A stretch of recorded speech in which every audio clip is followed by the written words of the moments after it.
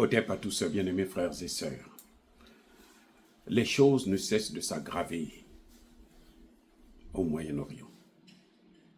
L'Iran est déterminé. L'Iran est, comme on disait chez nous, quand j'étais encore au collège, fâché au pluriel. Pas au singulier, au pluriel.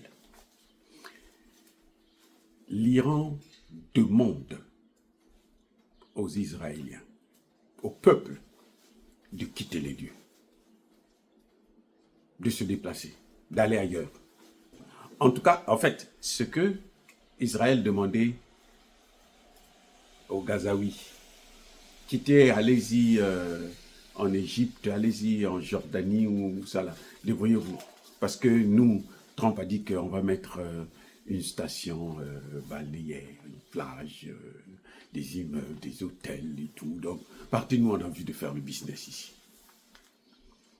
Eh bien, c'est ce que l'Iran demande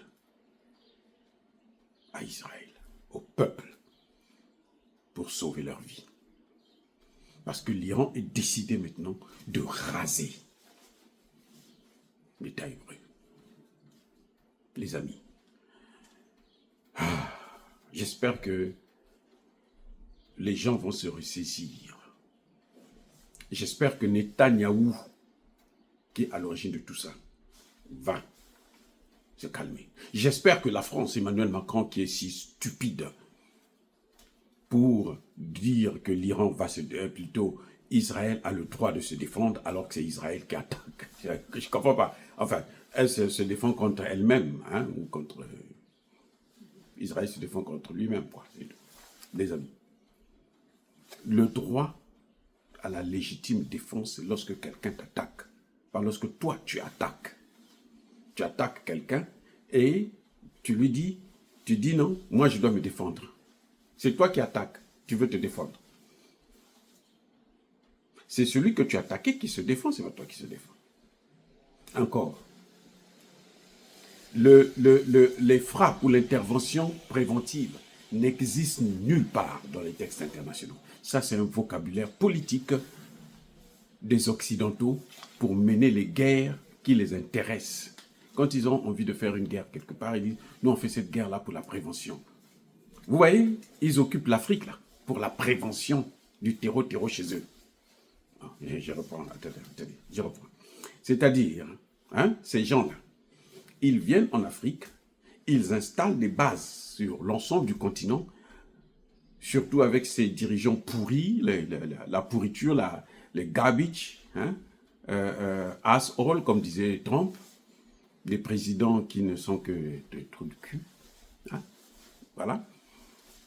Ils installent des bases militaires, ils disent que non, c'est pour lutter contre le terreau chez eux. C'est-à-dire qu'aux États-Unis, s'il y a le terreau en Afrique, ça va venir aux États-Unis. Donc quand ils attaquent, là, quand ils tuent les Maliens, là, hein, ils sont en train de tuer, ils vont tuer aussi les Américains, ou ils sont en train de tuer les Américains. Vous avez déjà vu une telle pensée? C'est-à-dire qu'un mensonge grossier qu'on construit, et c'est ce qui a fait, écoutez bien, attendez, je vais vous dire un secret. L'Amérique était le pays où il y avait plus de cadres, de chercheurs, de la crème de la crème. L'Amérique que vous voyez là. Tous les grands chercheurs devaient venir faire leurs preuves ici. Parce qu'ici, il y avait des calés. Mais vous savez quoi? Maintenant, l'Amérique est en train de décliner. Dans le domaine de la recherche en particulier. Parce que les gens ne sont plus intelligents. Question. Comment se fait-il que ceux-là qui, il y a 20 ans, 30 ans, 40, 50 ans, étaient parmi les plus intelligents de cette planète, ils sont plus intelligents. Mais à cause des mensonges, à cause de la fabrication, on fabrique des guerres dans des studios et on veut dire qu'on est le plus fort. Regardez maintenant comment ça se passe. Aujourd'hui, vous prenez l'armée américaine, vous les mettez face à l'armée malienne, l'armée burkinabé, l'armée du Niger, l'armée tchadienne. Hein? Vous leur donnez les mêmes armes. Les Américains ne vont pas aller loin. Mais ils sont tellement habitués à manipuler, à mentir. Ils signent des accords. Ils vous disent qu'on ne va pas élargir l'OTAN. Dès que les autres ouvrent la porte, allez, on commence. Par vague. Le dernier pays qui restait, c'était l'Ukraine. Donc, quand ils disent que et Macron reprend cette thèse, on se dit, mais attendez, on dirait que Macron, là, je vous ai dit qu'il était bête, non? Il a besoin de repartir à l'école. Tu ne peux pas venir dire, là où tout le monde a vu que c'est Israël qui a attaqué l'Iran, que non, l'Iran est en train de se défendre, sous prétexte que non, l'Iran était en train de préparer l'arme atomique. Oh, l'Iran a des armes nucléaires? Non, l'Iran n'a pas d'armes nucléaires. L'Agence à l'énergie atomique l'a dit. Ils ont seulement dit qu'ils sont en train d'enrichir l'uranium. Ils sont à un niveau assez avancé. C'est tout. Ils n'ont pas dit qu'ils ont ça. Et même s'ils ont ça, qui leur a donné le droit d'aller attaquer, bombarder l'Iran, sous prétexte que l'Iran va avoir l'arme? Mais lui, il a cette arme. Israël a l'arme atomique, hein. Vous savez ça, non? Israël a. Et vous savez que Israël n'a pas signé le traité de non-prolifération nucléaire. Israël n'est pas signataire. Donc son arme là est illégale. C'est comme la Corée du Nord. Mais pourquoi lui il peut avoir ça, l'autre ne peut pas avoir ça?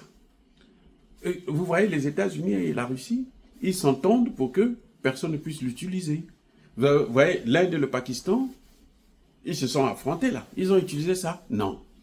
Pourquoi? Parce qu'ils savent que c'est dangereux. Donc ils se disent ensemble que non, non, non, non. On peut avoir des problèmes, mais tout sauf ça. Vous voyez? Donc, si Israël veut la paix, c'est pas elle d'aller donner des leçons aux autres pays. Netanyahou est arrivé jusqu'à appeler la population israélienne à se lever contre leur gouvernement. Vous savez ce que les populations ont fait? Ils se sont levés pour demander au régime des mots-là d'avoir l'arme en question. Vous voyez? C'est ça le problème. Et aujourd'hui, malgré, c'est-à-dire que tous les problèmes que l'Iran avait avec ses voisins arabes, qui, je dois vous le dire, c'était l'œuvre des Occidentaux. Parce qu'ils savaient que si les Arabes là s'entendent, ils seront une force. Donc il faut faire tout pour les diviser. On a mélangé l'Arabie Saoudite avec l'Iran. C'est la Chine qui a remis l'Arabie Saoudite et l'Iran. Vous êtes des frères. Travaillez ensemble, vous allez être forts, vous allez vous enrichir. Les Iraniens qui vivaient en Israël et autres qui ne peuvent plus repartir, l'Arabie Saoudite a dit, venez chez moi. Venez, il y a la place pour vous. Et on est en train de constater que les pays arabes sont en train de se regrouper maintenant, sont en train de se solidariser, de former une force là. Et c'est ça qui fait peur maintenant à Trump. C'est pour ça que Trump a dit non, je n'interviens pas directement. Je vais intervenir en cachette, mais pas directement. Parce que si elle intervient directement, tous les pays arabes, là, les populations, les dirigeants peuvent être avec eux, mais les populations, là, ils savent, ils ont compris. Oui, même en Afrique, nos populations ont compris. Hein. Les dirigeants n'ont pas compris, mais nos populations ont compris. Ils savent de quoi il s'agit. Ils savent ce qui se passe. Vous voyez, il n'y a aucune loi internationale qui prévoit des guerres préventives. Ça n'existe pas. Pour que vous puissiez attaquer un pays, il faut qu'il y ait l'accord du Conseil de sécurité de l'ONU. Et ce n'est pas un pays comme Israël qui, là, est en train de massacrer les Palestiniens, qu'on va donner le droit d'aller faire la même chose en Iran. Voyez les amis, ça devient couteau. Les amis, encore une fois de plus, soyez bénis.